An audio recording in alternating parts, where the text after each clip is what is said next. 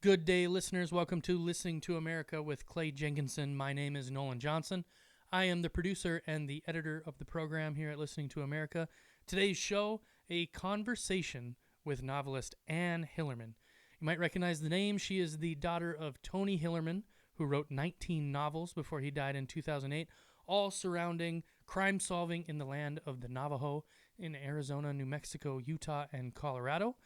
Anne herself has taken over the characters that her father created and is on her 10th novel.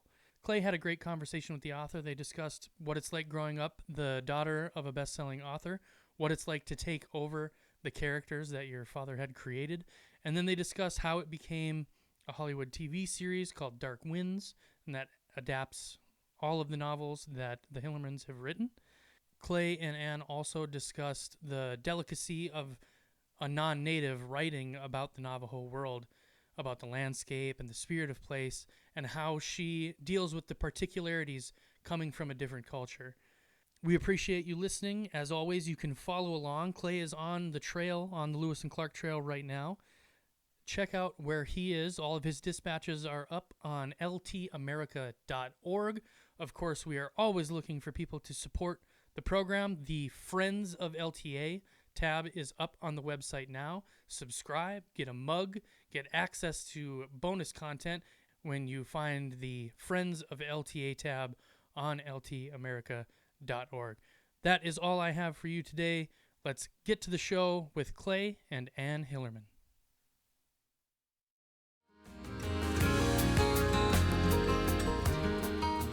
Hello, everyone, and welcome to this very special edition of Listening to America. I'm Clay Jenkinson, and I'm talking today with Anne Hillerman, the author of a number of best-selling novels, writer about the American Southwest, written about the Navajo and crime stories, mystery stories about the Navajo, but who is also, among other things, the daughter of the famous Tony Hillerman. So, Anne, welcome. Thank you. It's a pleasure to be with you. How exciting to talk with you. So I'm going to ask you maybe it's an impertinent question right off the top here. So, being the child of a great person, Beau L'Amour, or Mark Twain's daughter or son, or Faulkner's child, is a very heavy burden because, of course, there's a genius who won the support of millions and millions of people, won all the awards, became a bigger-than-life figure, and then the child now decides how to negotiate living under that mantle. So talk a little bit about that. Sure, I'd be glad to. Well, first of all, my dad he was always a big deal to me, but he wasn't a big deal nationally, internationally until, maybe his fifth or sixth book came out. And by then, I had already established a career in journalism. So, I was proud of my dad. I was always happy when people asked me if I was Tony's daughter. But the weight of his celebrity, I guess that's a good way to put it, didn't really come to me until I decided that I would try keeping his characters alive. And that's when I thought, oh my gosh, Dad wrote 19 books and he was an international bestseller. And here I am, a journalist, basically a woman who'd written some nonfiction books, but I'd never written a novel. I'd never had a bestseller. And so they were big shoes to fill. That was the point maybe where I thought, gee, it would have been nice to have had a dad who hadn't been quite so famous because it wouldn't have been quite so much pressure. Right now, some children bounce to the other end of the spectrum. And if Dad wrote about the Navajo country in the Southwest, if I'm going to write at all, I'm going to write about New York City or Rome or Boston. You made the decision to carry on in the vein of your father's work with some important changes.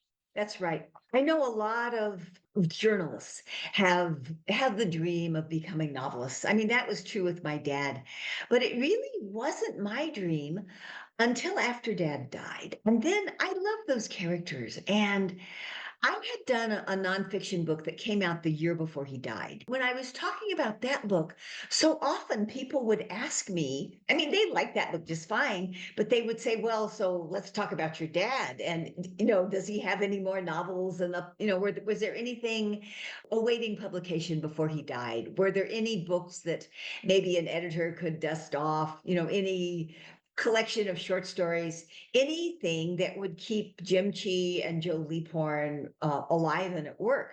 It's funny to say that about fictional characters, but you know what I mean. Anyway, I'd have to say, no, there wasn't. It was kind of the realization that not only were Dad's fans missing those stories, but I was going to have to live without them too. And I loved those stories. So I thought, well, if anybody can try writing a novel that keeps Tony Hillerman's characters alive, maybe it's another Hillerman. So that was kind of what gave me the impetus to instead of writing just another novel, to write a novel that was in the realm of what my father had written. You kept his characters alive, and the setting is very similar, and so on. And I've heard you talk about this in other situations. So when you wrote your first novel, you showed it to your mother. You're concerned about, you might had to have deep concern. Will this be a flop? Will the critics attack this? Will my mother say, no, you don't, you're a good person, a great child, but this is not for you. You must have been on pins and needles until you got critical acclaim and bestseller status. Actually, I was more on pins and needles waiting for my mom to give me her seal of approval. I was lucky if I was old enough and I'd had enough success in my career in journalism and with my nonfiction books that I mean I was thrilled that Spider Woman's Daughter got such a big reception. But what mattered to me more was just getting the story told.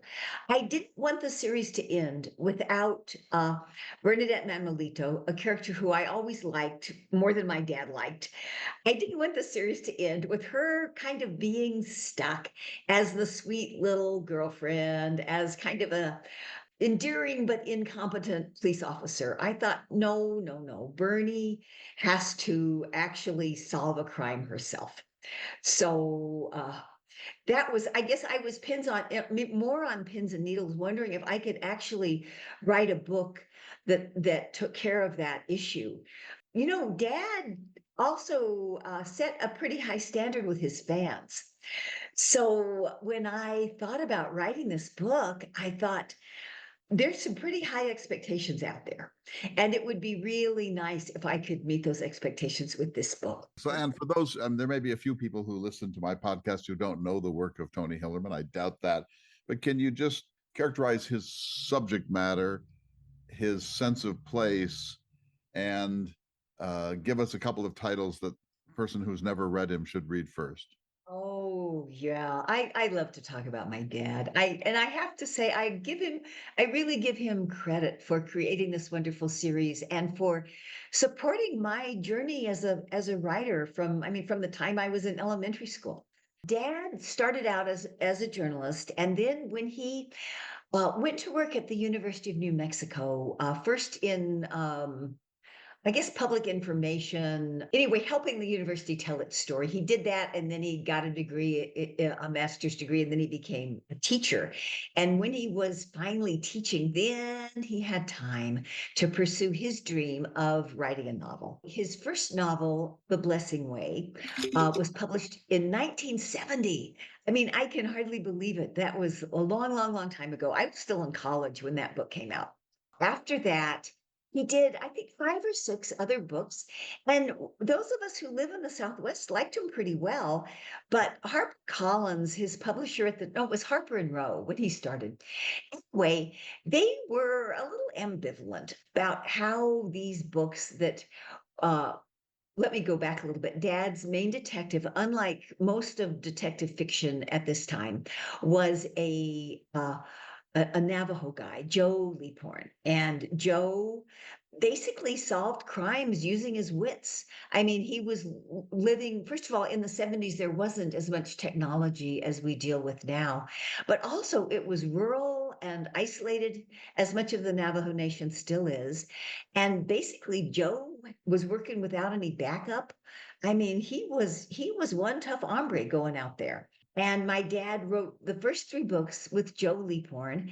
And then he got into some trouble with some guys who wanted to make some movies using Joe Leaphorn. And basically, he signed a very bad contract that gave them the rights to Joe Leaphorn until the end of time. So until Dad could get that resolved, he created Jim Chee, a new character. And Dad said that he liked Jim Chi because Jim gave him a chance to deal with a younger protagonist, and also to deal with a man who, besides being a cop, was very interested in the Navajo world of the spirit, which is an unusual thing, I think, for a policeman to be both a cop and to be studying to be a medicine man. Anyway, Dad wrote 3 books that were only Jim Chi. In the meantime, at one of his book signings, someone came up to him and said, "Gee, Tony, I really like your books, but I don't understand why you changed the name of your character." And I'm sure Dad's eyes opened wide and he thought, "Oh my gosh, this person doesn't even understand that this is a whole new character." So he thought the thing to do would be to have both Jim Chi and Joe Leaphorn in a book together, and then he could really contrast their differences. Meanwhile, Harper and Row was purchased by Rupert Murdoch, and Rupert wanted to make money, and so he decided maybe my dad's books could make the company some money. So he had my dad's editor say to him, "Tony, we like your books, but why don't you write a longer book? And, give it a few more complications, give the readers more pages." And so Dad thought that was a pretty good idea. So he did that. And in exchange, Harper and Row spent some money promoting Dad in Chicago and New York and Minneapolis and places where his books hadn't been very well marketed before. And believe it or not, readers actually liked them. Then they spent more money and then they sent Dad on national book tours and he became a best-selling author. The 3 books that kind of pushed him onto the bestseller list were Coyote Waits, Skinwalkers, and Thief of Time. And of all those 3 books, I would have to say Thief of Time is probably my favorite. I think that was the book that sold the most copies, and that was the book that really put Tony Hillerman's name on the New York Times bestseller list. Now, I might be misspeaking here. It could be that Coyote Waits and Skinwalkers also were on the New York Times list, but Thief of Time is one of my favorites of Dad's books. And if anyone hasn't read Tony Hillerman and they're thinking of reading Tony Hillerman, I certainly recommend that book. The other book that I love was the book that won the Edgar Award. This is Dance Hall of the Dead. And this is just a Joe Leaphorn only book. But it's a wonderful, wonderful book. And it's was one of the inspirations for the 3rd season of Dark Winds that just went on the air in March. And maybe we can talk about that later. But in my opinion, Dad's book, Dance Hall of the Dead, is maybe not more exciting or more dramatic, but certainly more interesting, I think, than the way the writers for the series have used that material. So anyway, I would recommend all 3 of those books. But beyond that, pretty much everything Dad wrote, I think, really has its merits. So is Dance Hall of the Dead? Dad's Hall of the Dead. Yeah. That's the book that my scout, my friend Frank Lister, recommended to me so highly. And I should just say that Frank Lister also has a beautiful map, a kind of a poster map of Tony Hillerman's world, which pushes the locations of some of the novels on a map of the Four Corners area in the Navajo world. It's a very beautiful piece of work. Is beautiful. And he did an update of that map and put a few of my books on there too. I'm shocked. We're going to take a break talking to Anne Hillerman. When we come back, I want to ask you another question about being the child of a great writer. You're listening to a very special edition of Listening to America. Stay tuned, everyone. We'll be back in just a moment.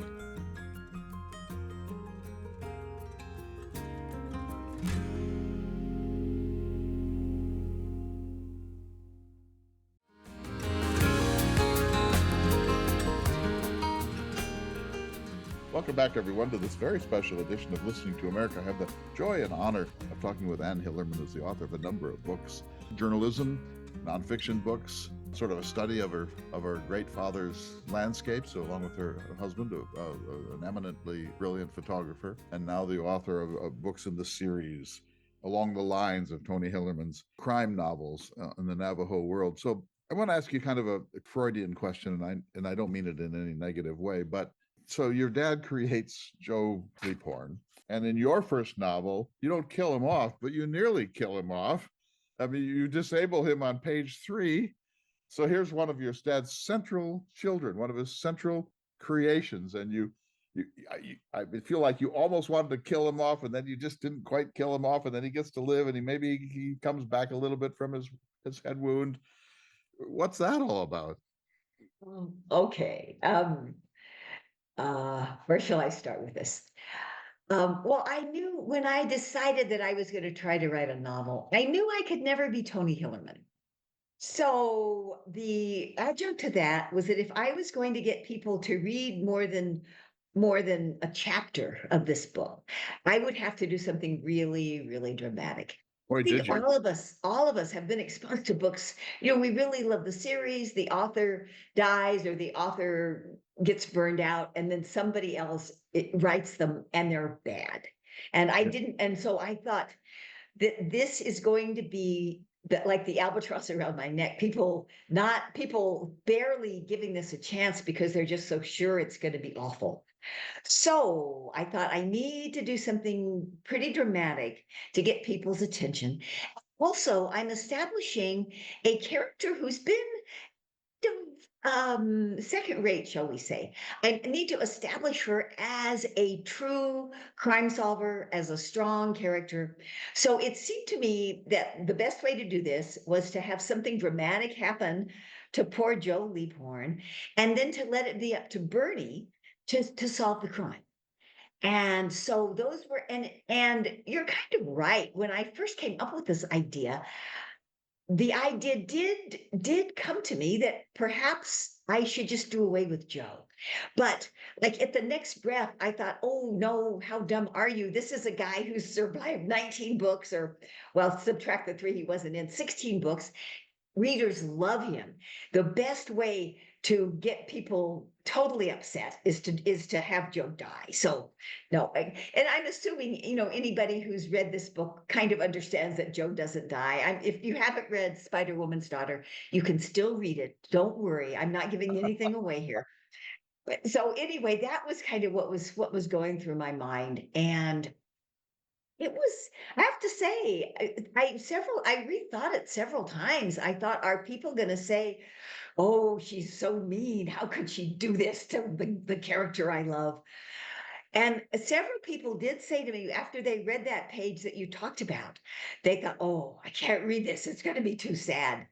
But it wasn't. And all is well. And in fact, my 10th book is just coming out the end of April. And Joe Leaphorn has a role in that book. It's not a big role, but he's still alive and kicking. But he's still impaired. Not anymore. He recovers. He's fully recovered. All right. So, Well, I would say, I mean, as much as anybody recovers when you're of a certain age, he still forgets a few things. He still gets grumpy, but he's still Joe Leaphorn, basically. He still is a good crime solver. you certainly got the attention of your father's readers on that very early page in your first of these novels. I thought that was a very bold and interesting move, but it also made room for Bernie. And so let me ask this in a different sort of way. Your father was a person of his own time. He was a World War II vet, much decorated, wounded, my goodness. Grew up in Oklahoma, so he knew what we call Indian country pretty well before he ever got to the Southwest. He had a career before he became a novelist. So this is a very extraordinary man, in addition to being what turns out to be a great novelist. But when you read his work, and I know you reread all of it when you did the book on his landscapes, are there any things that make you cringe in it? Because this is a new era. We're looking back, and people were people of their times. And when I read my father's letters to me, I sometimes cringe. Well, two things.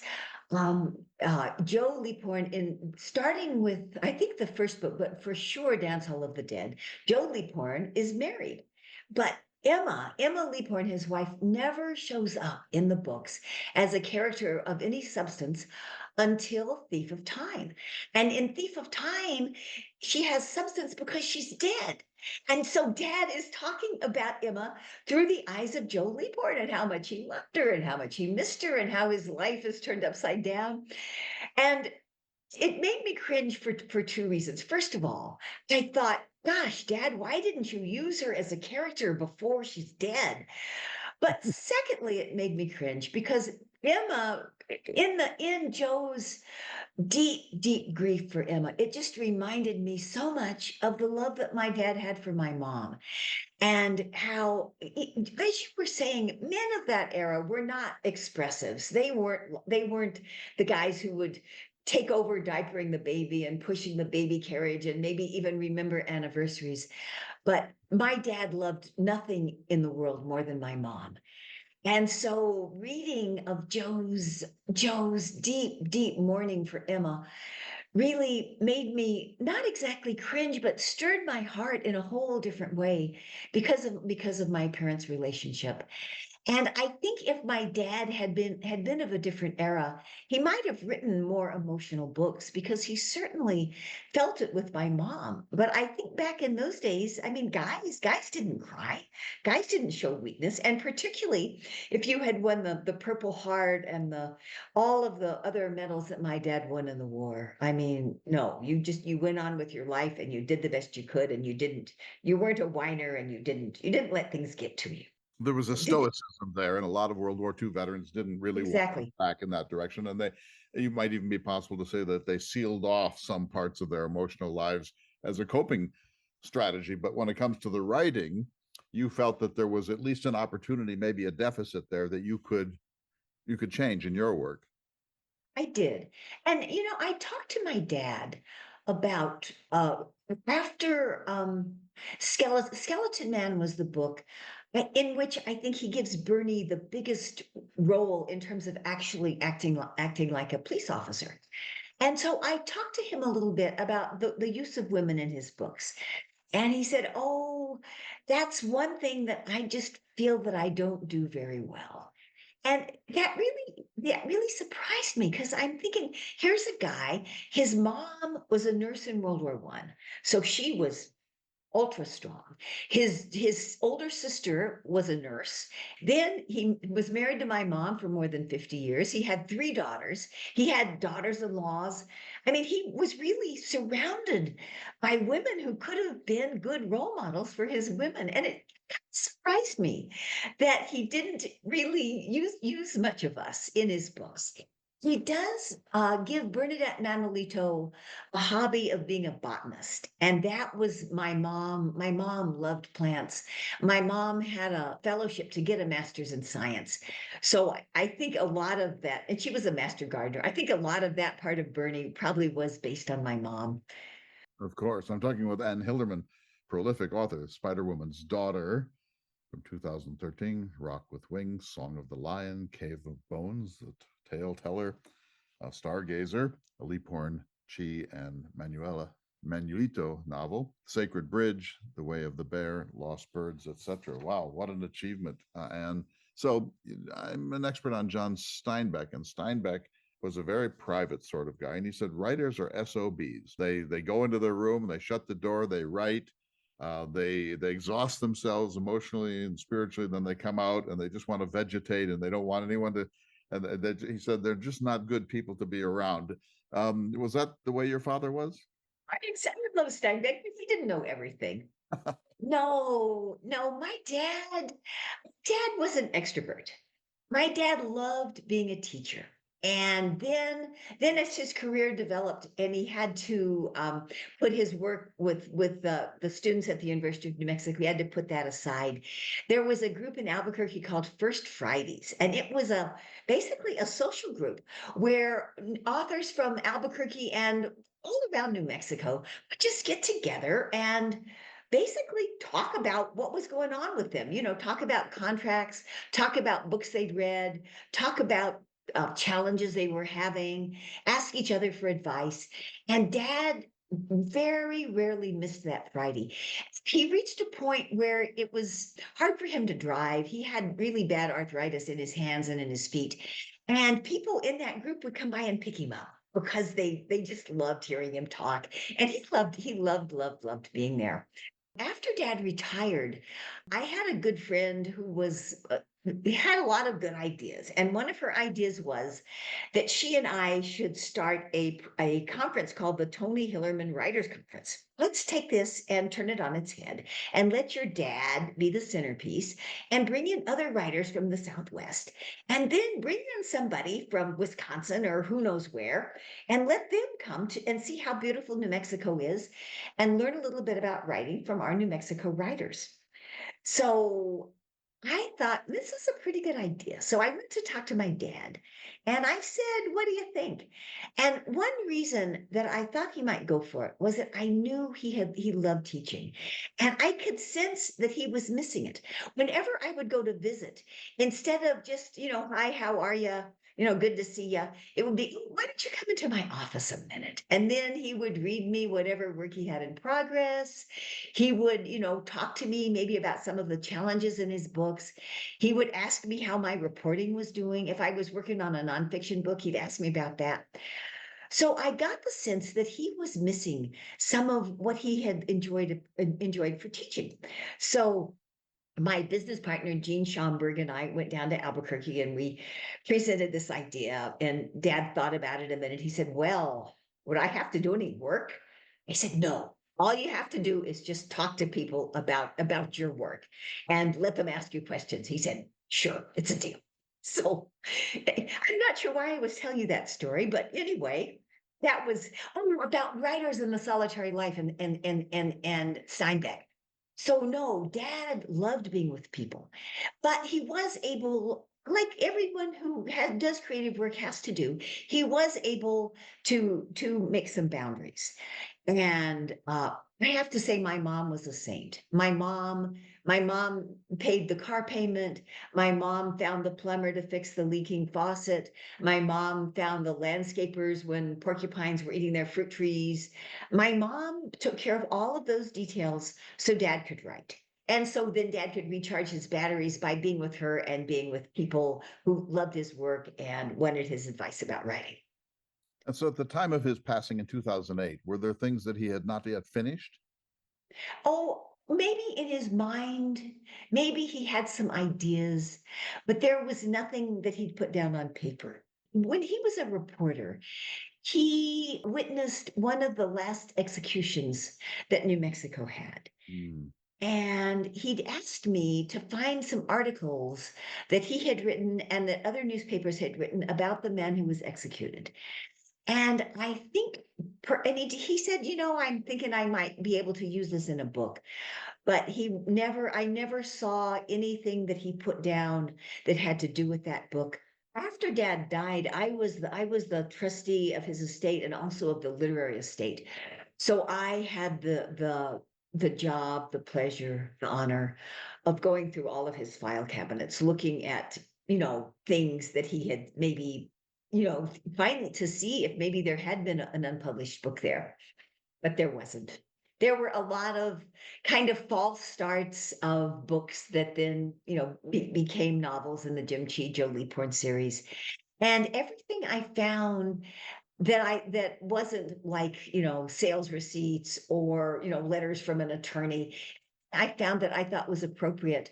I then donated to the University of New Mexico. And they have something called the Hillerman portal, which is where people who are interested in Dad's work or just interested in the Southwest, interested in the Navajo, interested in some of the topics that he talked about in his novels, they can go to that portal and do some research, or they can go down to UNM itself and look at the original papers. Oh, great. So most of what he did was the Leaphorn She work, but he did write a Vietnam novel. That's right. And he wrote a novel about journalism. He had those two what they call now standalone novels.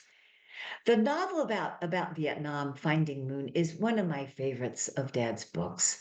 It's I guess more of a thriller maybe than a mystery. It has a little more of the protagonist at risk element that you find in thrillers. It's a really good book. It originally Dad was going to write it set in the Belgian Congo. And then so many years had gone by, he figured people wouldn't remember that. So he changed it and set it in the last days of the Vietnam War. And because I think the war was just over and the relationship between the United States and Vietnam were kind of shaky, Dad couldn't go to Vietnam, so he had to go to the Philippines. But I think it served the purpose. He'd never been to a tropical climate like that. So a lot of his descriptions of Vietnam, this is just between us, of course, and anybody listening to this podcast, a lot of his descriptions of Vietnam actually were inspired by what he saw in the Philippines. But I think I've heard you say that you and your husband, in making your book on the landscapes, went to Vietnam and to your joy and surprise found that his descriptions were spot on. That's right. That's right. It was wonderful. It was really wonderful. He just had such a way with language. It didn't really, the geography didn't matter as much as the inspiration. I think that the landscape and growing up in New Mexico where we don't ever have humidity over 10%, to be there where it was really steamy. Dad captured all of that and the congestion in some of the cities. I mean, the whole thing was really a wonderful experience. Going to Vietnam was a wonderful experience for my late husband and me. And getting the reinforcement that, yeah, Dad got it right. That was a great experience too. And your father wrote a memoir. He did. He did. Seldom disappointed. That was the only of his books that he asked me to read before it was published.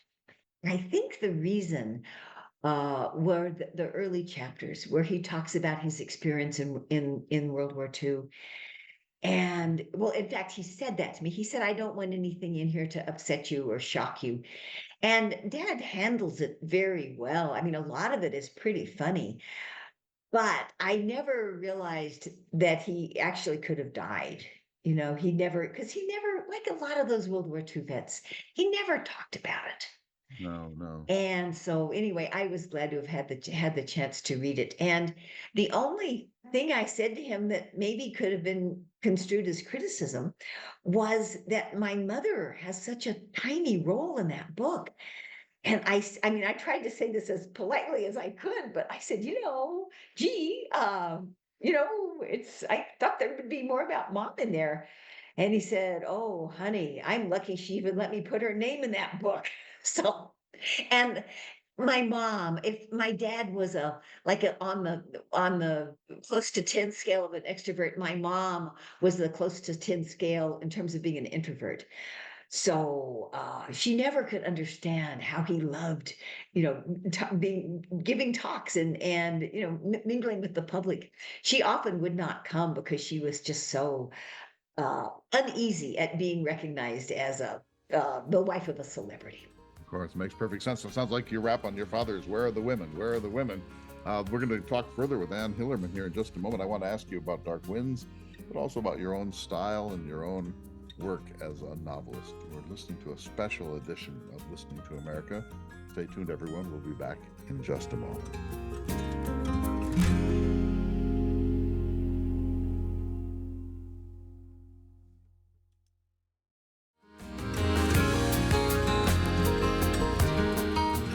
Welcome back to the special edition of Listening to America. I'm talking with Anne Hillerman. What a joy. Anne, you're a prolific novelist, your 10th book about to come out. Your father had 19. You're a writing family. When you think about Western books, and I don't, your books and your father's books are not Westerns in that sense. They're not Louis L'Amour, they're not Zane Grey. But when you think about the treatment of the West and the frontier, when I reread Louis L'Amour, for example, I cringe at the treatment of the native people. Some of the terminology, some of the stereotypes, lingering vitriol and rage from Manifest Destiny, it doesn't always hold up very well. And I think, those books, they're not going to be canceled necessarily, but they have a shelf life now that they're not going to be able to really continue to be central to our thinking about the West.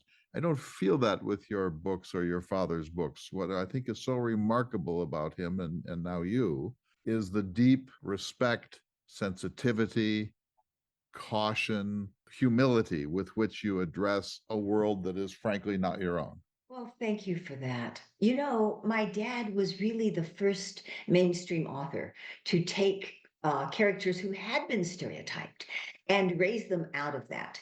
In one of his books, there is a guy who has trouble with alcohol, but most of his Navajo people do not fit that stereotype at all. I mean, the fact that they are heroes in his books was really a revolution, I would say, in American fiction for the time. And I think part of the reason that Dad was able to do that so well was his own background, growing up poor, growing up as a farm boy, growing up with deep respect for hard-working people who, just did what they had to do to get by. And a lot of the Navajo people that he met when he was starting his series were exactly those very same people. I mean, their language was different, their skin color was different, but their hearts and their work ethic were exactly the same as the people that he had grown up with in Oklahoma. And at first he ran into some flack about that. He had an agent who he showed the manuscript of Blessing Way to, and she had been selling his nonfiction and doing very well with it. And she said to him, you ought to just stick with nonfiction. And Dad said, no, I don't. I really want to write a novel. I really want to publish this novel. What can I do to make it better so so you think you can get it published? And she said, well, the first thing you need to do is get rid of all this Indian stuff. Oh my. And yeah, I love that story. And luckily for Dad and for me and for the gajillions of people who love those stories, Harper and Row had just hired a new editor. And she had said in Publishers Weekly, or the equivalent back in the 70s, that she was looking for something different in mystery fiction. And when Dad read that, he sent her a little letter saying, "My agent wants me to get rid of the Indian stuff in my novel. I'd like a second opinion." I'm paraphrasing, but something like that. And so she, would you take a look at it? And her name was Joan Kahn, and Joan said, "Yeah, send it on." So I think in Dad's books, because his protagonists are Navajo cops, they were heroes to start with. And in his early books, most of the bad guys are outsiders. Most of them are mainstream blue-eyed Americans. There are a few bad guys who are Indians from other tribes, but usually these also are people who are acculturated, people who've lost touch with their own native roots. So one element that I think Dad didn't do, I don't mean to criticize him, but one thing that I think he could have done more with was the idea that in traditional Navajo families, women are the ones who own the homes, women are the ones who make the decisions, women are the ones who rule the roost, basically. So after Dad died, that was one element of Navajo culture that I very much wanted to bring to the foreground. One thing that I wanted to do in my own books was to give Navajo women their rightful place. And often when I talk about my books, say in Farmington or Albuquerque or Durango, places where there is or Scottsdale, or the Phoenix area, where there's a large Native American population that might come to hear my talks. Afterwards, often a Navajo grandmother and her daughter and her granddaughter will come up and they'll say, "Oh, can we have our picture taken with you?" And then often they'll say, we loved your dad's books." The grandmother will say, "I read all your dad's books." And the mom might say, "Yeah, when I was in junior high, they were part of our curriculum." But then they say, "It's really nice to see Navajo women finally get the attention that we deserve." And it always makes me happy to hear that basically from the source. Absolutely. Now, does any Native person ever stand up and say, "How dare you write about us? You're not us"? They haven't said that directly to me. I'm sure there are people out there who feel that way. No, when Dad ran into a lot of heat for years ago, when Robert Redford was making a movie about dark winds, and there were some Hopi people who were objecting to that, saying, "Well, how dare you write about us? You're not a Hopi." And there were other Hopi people who liked his books, and they would say to those protesters, "Have you read his books?" And they would say, "Oh, I would never." And then they would say, "Well, if you read the books, you'll see that he actually gets us right." So I think many people who are upset because of the name and upset because it's a white guy or I'm a white woman. But if they look at the books, they might find that there's less to be upset about. But people are entitled to their opinion. I mean, that's what makes America great, right? And I think the more books that are out there with the more different points of view, the better. And now there are wonderful Navajo writers who are also writing mysteries. And I think people have big choice, and people can read what they want and not read what they don't want. I'm just thinking of how many books you and your father have sold. It's in the millions, probably tens of millions. And he was translated into other languages. You are translated.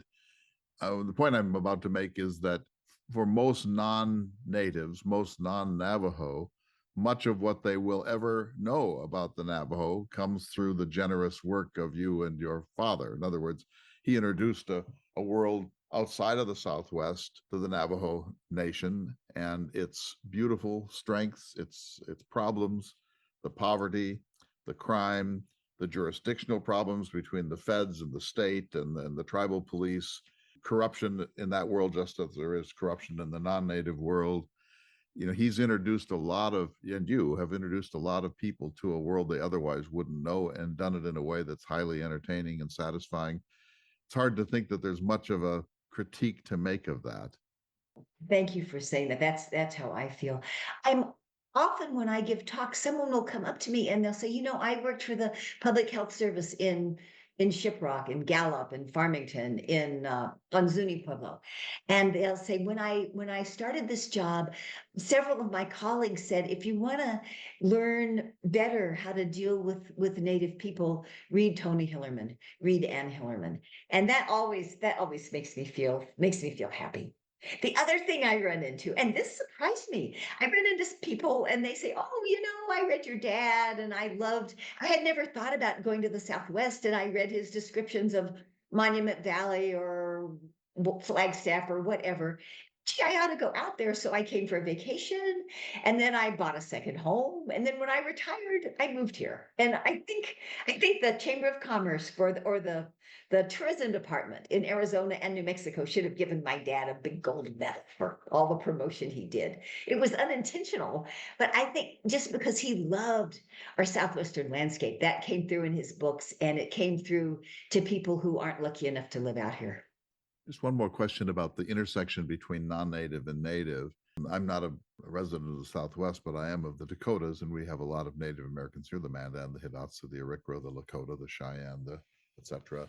And one of the issues about writing about that world is that there are things that are talked about and things that are not talked about. And there are things that are talked about in season and not in season. There are things that are talked about amongst men and things that are talked about amongst women and so on. There are all these sort of hidden tripwires of things that are part of the native world that non-natives are not necessarily welcome to be part of. How do you think about that and listen to, and how do you negotiate those trip lines?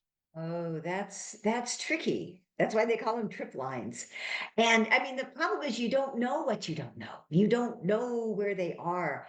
If ever I have a feeling that I might be going into quicksand, I try to ask some of my Navajo friends and consultants, and if they say I'll get back to you on that, I know I don't want to go there. If they don't have an immediate answer, I'm thinking this is something, even if there's a way I could probably use it, I don't want to do that. I want to accidentally say something that's going to offend somebody. I mean, I'm not writing sociology, I'm not writing ethnology. I'm writing mystery stories. And a lot of it I'm making up anyway, so I can easily make up something that's not going to hit a sensitive spot. In the book that just came out, there's a kid, and I wanted to give him a nickname. And so I'm thinking he's a short little guy and he's muscular and he's got dark hair. So maybe I'll call him Bear. Then I'm thinking I never knew a Navajo kid who had that nickname. So I asked one of my friends, what about that? She said, She said, no, no, no, Do it. no, Don't do no. it. Do not ever call a kid that. Because if you use that name, that means you are calling a bear. Thought, oh yeah. So I didn't use that. And I was really grateful that, that she steered me right. Otherwise, there would be a lot of angry or disappointed people. Yeah, absolutely. So one of the things I want to just quickly talk about is how your heroes solve crimes. They solve crimes, of course. That's the nature of the genre. But there's sort of a Western, I mean, Euro-Western, Apollonian, rational, evidence-based way of solving crimes. And then, but these people have some other mojo, some other insights, some other capacities that come from maybe a non-Western way of looking at things. That's right. I think some of it has to do with understanding the web of relationships in the Navajo society and understanding that what somebody doesn't tell you is probably just as important as what they do tell you. The other thing that they're good at is kind of giving things time to unfold. Traditional police work, you want to move pretty quickly, but these Navajo cops sort of understand that it takes people a while to come to trust you. It takes them as policemen or law enforcement people a while to kind of see the whole bigger picture, to not say this isn't just a case of dogs killing sheep. This has to do with the whole family dynamics that are going on here. Frankly, for me as a writer, that's a lot more interesting than doing research into how cell phones can be tracked, or all of the technology stuff that really helps modern law enforcement. And that's the good thing about writing about rural areas where all of that stuff isn't immediately available, and also about a police force that still can rely on relationships and even spiritual beliefs as much as, say, the International Crime Database. And so a white FBI man or woman coming onto the reservation may not understand the web of family relationships, cousinship, fathers, grandfathers, grandchildren, brothers and sisters. It's a much more complicated social structure than the one we think we have. And so it takes somebody who really knows that that's the brother of the person who's accused of the crime, and the judge is the third cousin of the victim. And these are very dense relations. Yeah, that's absolutely right. And so Yeah, style, let's yeah. talk about style. You said that your style is not exactly the same as your father's style.